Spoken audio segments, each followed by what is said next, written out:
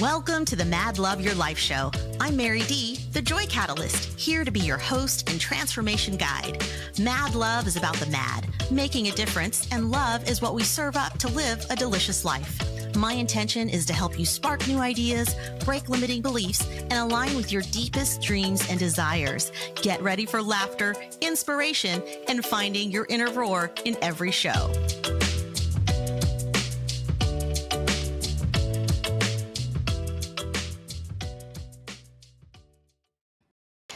Everyone, welcome to the show today. It is so good to be here. And can you believe that we are down to the last 2 months of 2024? How crazy is that? This year is almost over and 2025 is just around the corner. I am reflecting on so much gratitude as we come into November. And with that, we are going to be celebrating gratitude all month long here on the show. And obviously, there's Thanksgiving for most of us Americans, which is a time for us to reflect on all of the things that we are thankful for. And I would say that it's a great daily practice, no matter what the season. And I am, again, so thankful for all of you. I love seeing your comments and your feedback in my social media DMs. And I love it when you reflect back to me the joy and the lessons that you've gotten from all the episodes. Podcasts can be a labor of love, and this one is no exception. And I really do love the guests. I love the conversations that we have, and I love just being able to share with you really openly around the experiences that I've had and how they've added so much joy to my life. And it just feels good. So thank you for watching the show on YouTube over at the Mad Love Your Life show. The channel's doing really well. It was our first year of just adding all of the content to that channel, and we are at over 1,600 subscribers now, and that's been a really great milestone to hit for our first year. And y'all, I have had an amazing time just being home for the last week. I did have a trip to Niagara Falls the week before, and I got to connect with some folks for business. But more than that, I got to check off one of my bucket list items, which was to experience Niagara Falls. And the weather actually felt more like San Diego than it did fall in New York. But the leaves were really beautiful. They were changing colors, and I just got really lucky with the weather. The falls were also magical. They were full of rich history. So if you've never been to Niagara Falls, then you're in for a treat if you plan on going. For those of you who have any interest, the Canadian border is right there. You can also see the falls from the Canadian side.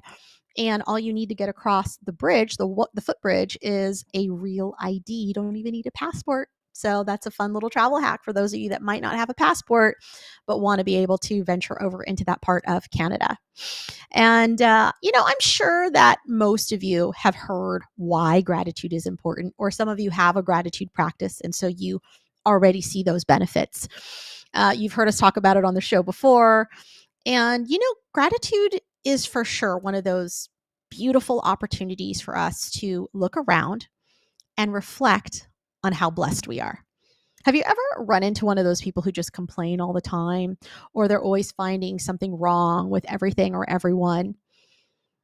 Those folks especially, and just in case that's you, could use a little gratitude practice, because being in gratitude actually helps us shift our state. And it helps us shift our state in these really beautiful ways where we can be kind of in a funk, or we can be looking at the downside of everything. And getting into gratitude helps lift our spirits. It helps lift our energy. And it just helps us show up bigger and better. And it helps us remember that we are so lucky to be here, y'all. Whatever you're going through, if it's a struggle, if it's a challenge, find that lesson, find the lesson that's there and embrace it. And use it to propel you forward, and know that there's always a way out of the storm. And, one of the big turning points I realized in my relationship with my ex-partner happened to be something that happened out of the spirit of giving. And this has been such a great lesson. And I have shared the story before because I've talked about gratitude before, but I'm going to recap it for those of you that haven't heard it. And so bear with me if you have. I want to make sure everyone has context because we're going to talk a little bit more about this, and we're going to talk about some dating. And I just really feel called to share this with you today. And I just got off a call with someone this morning where we were actually talking about these topics. So I feel like they're super, super relevant for right now. So basically, when my marriage ended and my ex was pulling away from the house with all of his worldly belongings, I had written a 3-page letter to him. And in that letter, I just use it as total gratitude.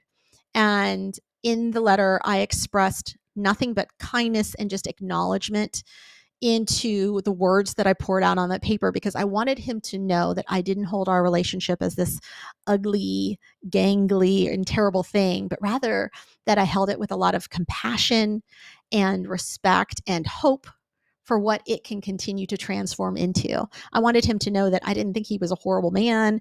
I didn't think that he was, a bad person, but things were just going to be complete for us, and that was okay. And I expressed to him that I hoped we wouldn't have one of those relationships where he needed to hate me in order to move on, but rather I hoped that he would still be a part of my life as a friend and as a family member. And I told him that I hoped that he would still even be an uncle to my nieces and nephews, because that's all that they've known him as for most of their lives. And I wanted him to feel like he could still talk to my mom and that she could still encourage him with kindness, because he could definitely use, more kindness in his life and encouragement. I also told him that I hoped that we would still be friends, even though we're not sharing this intimate life together anymore as a married couple. And I did fully expect him to actually need to hate me in order to be able to heal. And I look around at all of the toxic breakups, the hard breakups, the ones that end up hurting everyone the most. And this is that attitude that they bring to the table. They bring an attitude of disdain and a hurt and betrayal and hate. And then the person that was once loved is turned into this villain. And it's easy to hate the villain. We all hate the villain in the movies. When we hate someone, we allow ourselves to create this really big gap between them and us, and it becomes an us them. And anytime there is a gap, we disassociate so much easier. We also get to create all the reasons and excuses as to why they're no good, or they're not worthy, or they may not be even human anymore. How could they? But when we hold someone in this container of love and oneness, and if we believe that we are all connected, then there's no real separation that we can allow ourselves to have, right? It instead lets us lean in. It lets us act towards others with love, because somewhere in that belief system, we're also learning to love ourselves and maybe love some things about ourselves that might have been even reflected in that person, or that might have come out of us because of that person, right? I mean, the people closest to us are the ones that actually know how to press our buttons.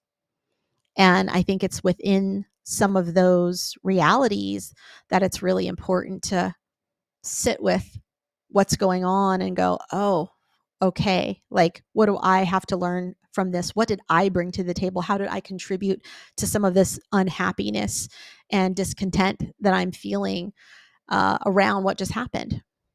So this last month, I have really been sitting with the relationships that I've had over the past, I'd say 18 months or so. And as I was reflecting on those relationships, I was realizing that what would feel good for me is to always be able to end a relationship on a high note if it's in my power to do so. And also, when I do this practice, I want you to know that it's not necessarily a selfless practice. It's actually a little bit selfish, because I'm doing it for me. And of course, in doing this exercise, I of course want the other person to feel good, and I make it about them, and I want them to feel acknowledged, because I do want to express that there was joy there and that they did some things great. For myself, I want to be able to express what are the lessons and the joy and the positive reflections that I can give to another human who has loved on me during the season of my life, for however long it lasts. And I wonder what the world would be like if we all could sit down with every past relationship and do it with the intention of only expressing what was positive, right? Because we all can drudge up the negative. We can all talk about what those things are. And y'all, I'm not saying that the relationships don't come with bad stuff or with negative experiences. There is certainly a time to express dissatisfaction and hurt and whatever it is that you need to say, to be heard and to get your feelings out. People certainly do lousy things to other people in relationships, but I believe that if we can have an opportunity to focus on the good things, then it gives us an opportunity to tap into our compassion, that we're able to release forgiveness, and that it's so much easier to let go. And when I talk about having a letting go ritual of gratitude, that looks like for me writing out a text or a letter to that person where I simply say thank you for every single thing that I can think about saying thank you for. Any way that I can express gratitude, anything that I was grateful for during our time together. And then somewhere at the end, I wish them the love that they're looking for. And that's it. And then I close the door. And I may still say, hey, we can be friends, et cetera, et cetera. And I understand that like not everyone will want to respond to that message. Some people will need to sit with it for a while. Others will greatly appreciate it and maybe even cherish it as an acknowledgement because maybe they don't get acknowledged much in their life. I do prefer them in person, but sometimes the timing doesn't always allow that to transpire.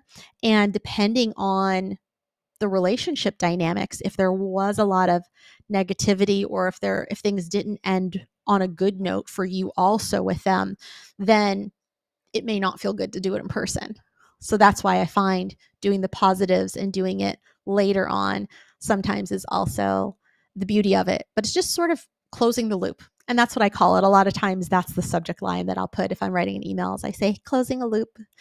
And I do find so much happiness in being able to search for the ways that each of these men in my life have shown up for me.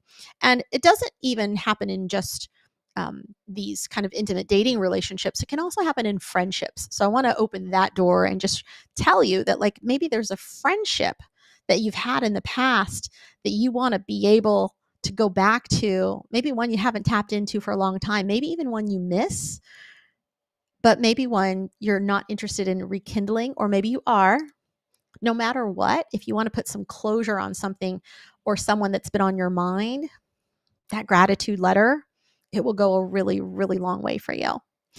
I believe that every single relationship has reflections and lessons and experiences that can make us better for the next relationship. And so many times these reflections and lessons and experiences, they make us better in our own relationship with ourselves, because other people really are a mirror for us in so many ways. And it's an opportunity for us to discover more about who we are and what's important to us and how we process our feelings and emotions and also how we perceive the world. And that's such an important piece of this, because how we perceive the world is everything, because it's our world. And I'm sure you've heard jokes about like, well, the world doesn't revolve around you. It's like, well, in your head, the world does revolve around you. And that's the crazy part about all of this. I found that dating has been a really beautiful way for me to enter into these, advanced friendships with men in my life where I get to show up and play fully. I get to be curious.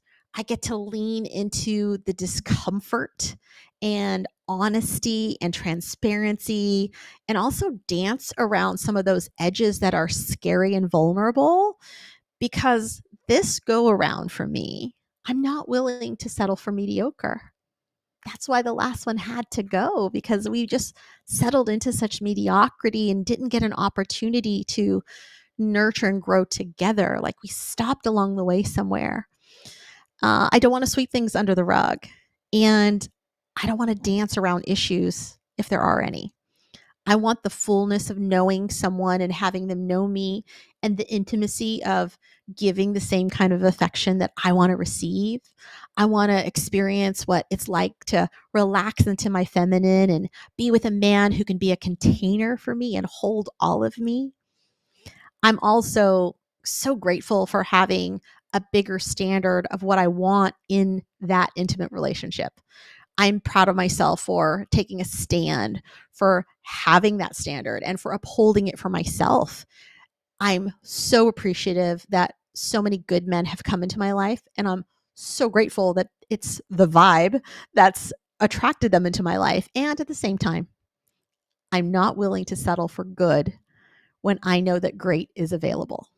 So, for all of my people out there who are listening and you are already in a relationship, but perhaps you're finding yourself discontent, my question for you is, what are you most dissatisfied with right now in that relationship? And what would you need to change for you to shift that into satisfaction? So, what gets you from dissatisfaction to satisfaction? And what if we sprinkled that with bliss? What about better than satisfied? What about epic? There are some like levels of this that you can climb. And as you answer these questions for yourself, is it something that they need to do? Or is it something that you need to do? So often it's both. So often we don't take ownership of the parts of where relationships are starting to like fall apart. We forget that this is two people and we both have to contribute to what's happening here. And oftentimes we are looking for the other person to be the change when we're the ones who also need to do some shifting. So, is there a possibility that you could, for the sake of wanting more in the relationship? Now, if you don't want more in the relationship, that's a different conversation. But if you want more, if you want to save your relationship, if you want to be closer to your person, if you want more intimacy and fulfillment, then what would the next month of you showing up fully for your partner look like? And I'm not saying that you need to neglect your needs. And I'm saying that what would it look like if you became selfless and decided to show up so fully for your partner? And in showing up fully for your partner, could you also find some ways to reflect back to them how you would like them to show up for you? So oftentimes people think that it's just going to be easier with the next person because we don't have any history, clean slate, and in some cases that's true. But for example, in situations like cheating, when that's come up, it's really hard to recover from. And I really understand that that level of betrayal is not so simple. So I'm very sympathetic to that situation. But let's pretend that cheating is off the table. And let's just say that things have gotten boring, or you've both gotten lazy, or you're still complaining to them about the same things you've been complaining about since day one, which means they are really the same person. You've just had an expectation that you thought they would change and they haven't. So this is really about managing expectations. But I'd like to challenge you in managing those expectations. And instead of creating stories around, well, they don't love me, that's why they don't do X. What if you let some of those go and just for the month, you try it on and see how it feels? See how it feels to have conversations that allow you to speak your needs and your desires and allow your partner to do the same. When I say let your partner do the same, meaning why don't you start with them? And then you can also add on, oh, yeah, babe, I like that too. Or, you know what I would really love to dive into? You know what I find really sexy? You know what I would find really fun? You know what we could experiment with just to switch things up? Would you like to spice things up a little bit more? Hey, would like to feel closer to you. And here's some ways that I think we could do it. Are you open to hearing what they are? Like, these are all statements you can use that really help soften the conversation, and they let you both sit into some vulnerability that now you can share with each other. And, we all have different needs. Maybe you need more snuggles and hugs, or maybe you need more sex and sexual exploration. Ladies, I guarantee you that if you tell your person that you need more in the bedroom, more than likely they're going to be all in and very excited about this revelation. So go buy some lingerie, go get some candles, make that sexy time playlist, and don't obsess about what you think you look like in that lingerie, because I promise you it's probably not staying on long anyways. And this reminds me of when I was at my very first Burning Man. I had to sit with what was going to be the most expressed version of me, because that was what I was challenged with. My friend said, come with your biggest self-expression that you feel like you haven't fully engaged with. And I was like, ooh, that's a good question. So I had to sit with that. Is it going to be like, animal costumes and feathers? Or is it going to be sequins? Sequins, I'm going to say, is a hard pass at Burning Man because it leaves moop everywhere. But I digress. Anyway, I had to think about it. And as I thought about my wardrobe and what would feel expressed, it was funny to me that it wasn't more clothes. It was actually less clothes. And it ended up being a day-to-day of really fun lingerie that I got to pair up and just have fun with. And it was great because I really just got to lean in fully and embrace it. And when I got there, like I said, I was having fun with all my different outfits. And I remember one of my very good friends, he came in like later in the week. He was there late in the day. He walks up and I'm in this like beautiful blue, like lace piece of lingerie. And of course, he's never seen me half dressed before. And I just remember like the playfulness of the interaction, because he literally looked me up and down, and it wasn't gross. Like, he didn't do it in a gross way. He just was really taking me in. And he goes, Mary, he goes, you look so good. And you know what? It felt really good to be acknowledged. And I felt the genuine compliment in what he said. And like I said, he wasn't being sexual or even flirty. He was just reflecting back to me exactly how I was wanting to show up and how I wanted to be seen. And I think it's so important for all of us to figure out what makes us feel fully expressed and then go do that thing. For me, oftentimes it is still lingerie. I buy pieces, I take pictures in them, and it gets me into my body and out of my head. And I have so much fun and appreciation for how I get to show up for me when I play in my fullest expression. And what is that fullest expression for you? What can it be? And is it an outfit that you can buy? Is it a conversation you can have with yourself in the mirror? Is it an experience that you can go do? Maybe you wanted to be a rock star once, or you wanted to be famous. The easiest, most practical first step I can think of in either of those situations is to go to a karaoke bar, or go, I don't know, offer to sing for a friend's event. Find the thing. Last week, I got to attend a parent teacher conference with one of my best friends, and her son is like a nephew to me. And we happened to it happened to fall right after we left the gym. And so she's like, oh, you just want to join me? I was like, sure. And it was actually such a gift to sit there and listen to him talk to his music teachers about his aspirations and his goals with his music. He's a talented kid. He plays piano, he plays bass, he's learning acoustic guitar.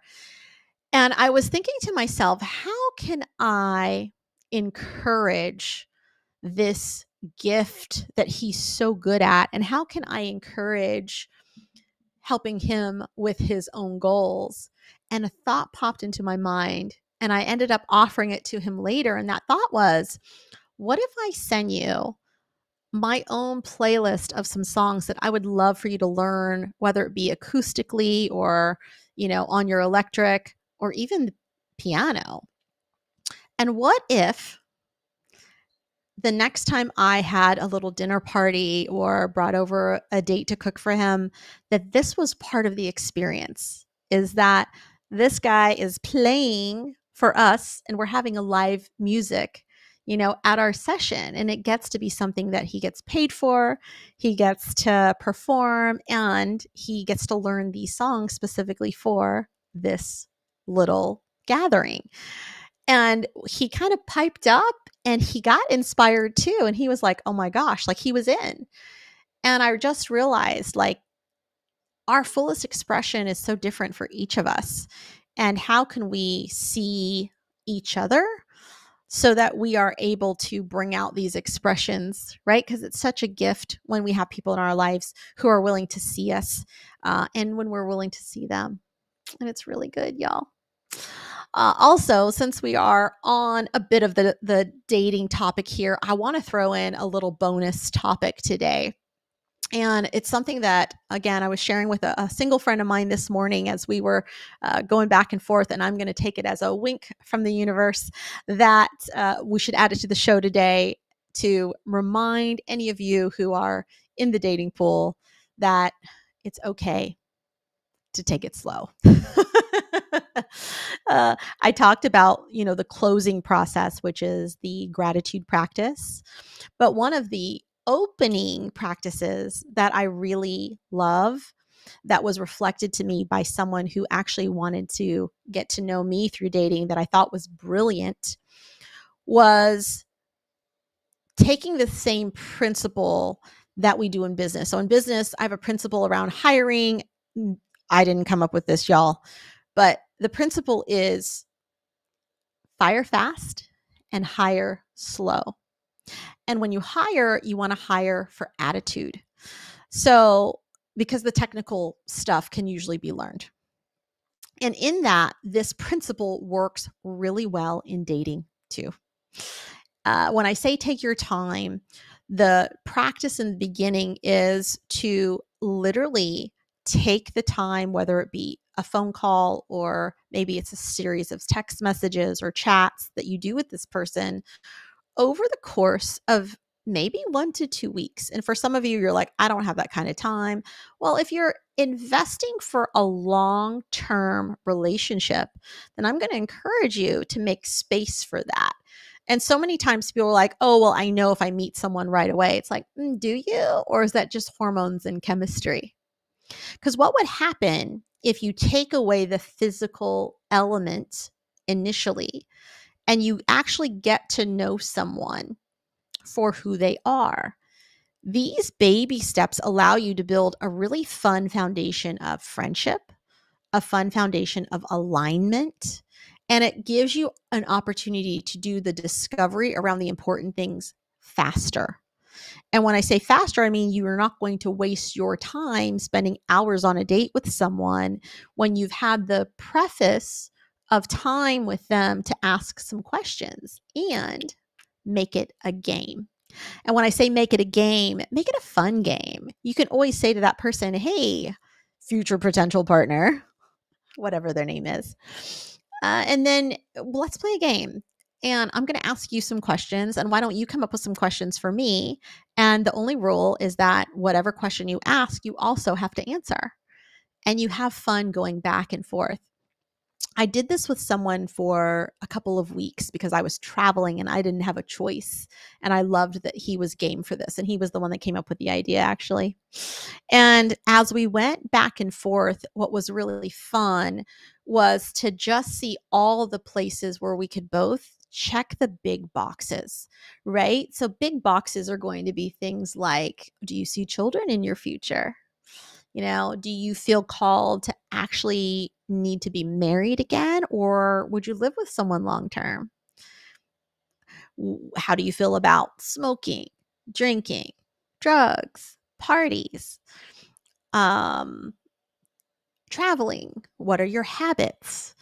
What are your deal breakers? What are your deal makers? What do you love about being in a relationship? What do you love about being single? Like, there's so many questions, y'all.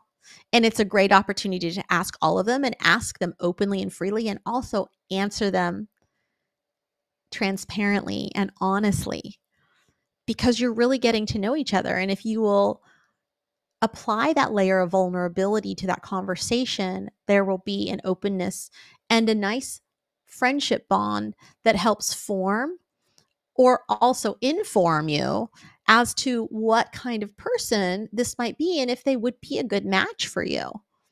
Because you may learn really quickly, if you don't want kids and they want 5, that's really good to know up front. That's really good. And then you can go, oh, that's a pretty big one we're not aligned on. And you can either have more discussion, or you just go, hey, it was really great getting to know you. And we're just not, fully values aligned on the things that are really important to me. So good luck. And then you move on, right? And then you haven't invested any more time into learning these things along the way, when to feel like you've, maybe wasted time. So I want to encourage you to take your time and do the fun game. Also, take the pressure off. I often like to tell them, hey, like, I'm really interested in knowing who you are and building a foundation of friendship. I'm not sizing you up to marry you tomorrow. So, like, this doesn't have to be like uber serious in that sense. And I feel like that takes the pressure off. It takes the pressure off to say, hey, when you can respond. Like, this doesn't have to be a every second of every day, or even every day, if that doesn't feel good, because we all live busy lives.